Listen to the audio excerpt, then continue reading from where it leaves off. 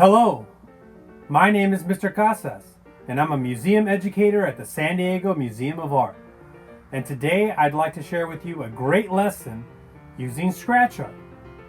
Now this lesson is based off of Rembrandt, printmaking in the Netherlands.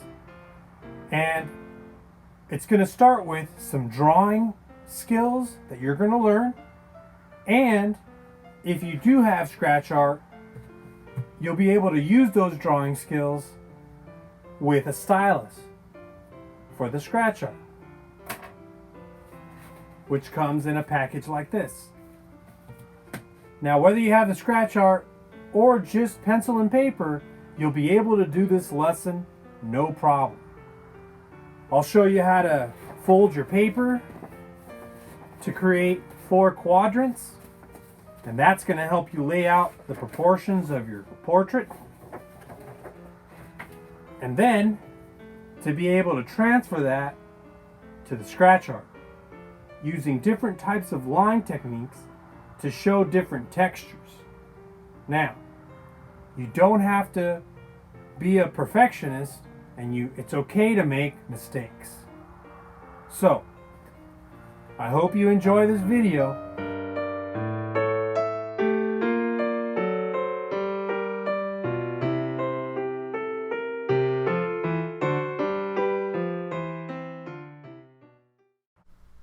Rembrandt was among the greatest innovators in the history of art, producing masterpieces of painting, draftsmanship, and printmaking.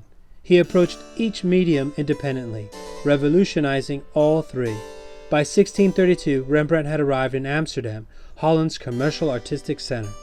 As a printmaker, he primarily used etching, a medium in which drawn lines are bitten into wax copper plate with acid. With exception of several prints made in the early 1630s, Rembrandt did not use prints to reproduce his painting. Let's practice the sketch on paper. Fold your paper into 4 quadrants, and that's going to help you lay out the eyes and the center line for the nose.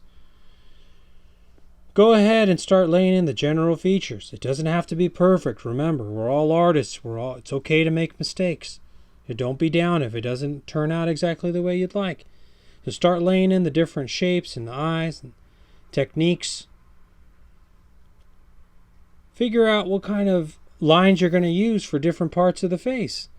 And then you might even have one side shaded, so then that would show you where the light is hitting your portrait. And then at the very end you can add some little details, and that's going to help you with your scratch art.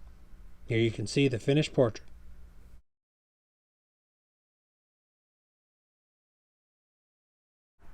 Now let's take a look at the scratch art.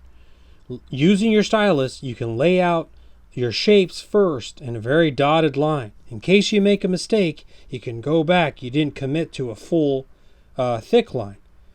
Start laying in your different areas. Make sure you remember the proportions. And then you can start to use the stylus to reveal where the light is hitting. What kind of emotion is going on? Squiggles, curvy lines, and there you go. I asked my daughter to give it a try, and here's what she came up with. Again, we began with a sketch on paper first. And again, it doesn't have to be perfect. She folded the paper in 4 quadrants, started laying out the different areas. It's a portrait of me. It's got a little curly cue on top. And then it was time to move on to the scratch art. So you lay out your general basic shapes, the oval, the necklines, and then it's time to start some scratch art. As you can see, my daughter started out with that general oval shape, going all the way around. Using the stylus, you can use it either on point, or you can use the flat side to scrape away more material.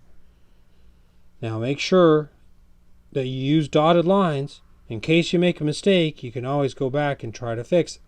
And that's okay. Scratch art is very forgiving. You can always hide it with more scratches. So she's working her way around working on the hair.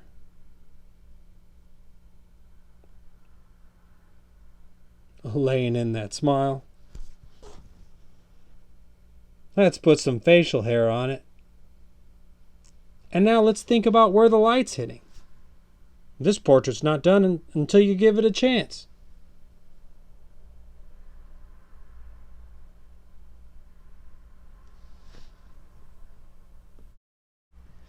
And this is the finished portrait.